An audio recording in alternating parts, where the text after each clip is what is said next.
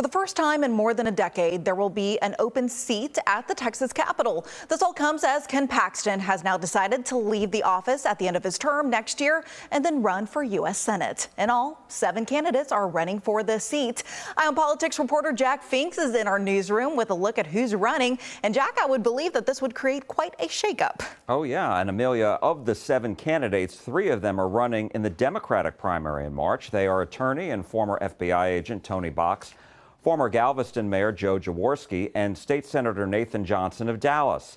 A recent poll by Texas Southern University that came out last week shows Jaworski with 21%, Johnson with 19%, and Box at 3%. Now, perhaps not surprising, 57% of the Democrats surveyed are unsure who they will vote for. We asked them lots of questions, including one about their thoughts on an issue that attracted nationwide controversy: Governor Abbott sending the Texas National Guard to Chicago in October. Abhorrent. I do not support that. Why not? I'm a soldier. Yeah, I spent 20 years as a soldier. No soldier wants to be deployed in that manner. Look, we have the most lethal fighting force in the world.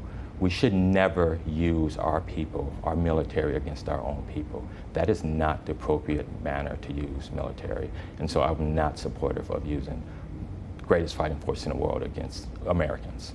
I think that it is another example of our state leaders selling us out to Donald Trump.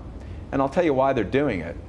Because they're afraid of being denounced on Trump's Truth social media platform. That's no way to run a state government. So I'm really disappointed.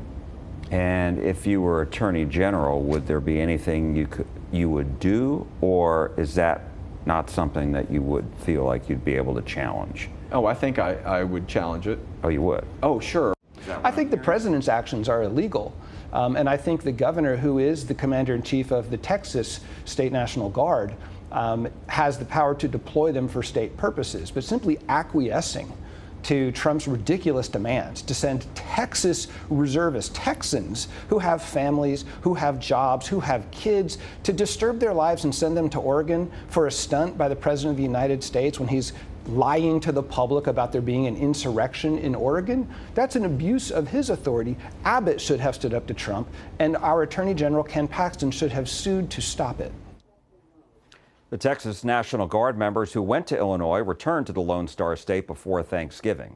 There are 4 Republicans running for Attorney General, and they are State Senator Joan Huffman of Houston, State Senator Mays Middleton of Galveston, Aaron Wrights, former Assistant Attorney General for the Office of Legal Policy at the Justice Department, and Central Texas Congressman Chip Roy.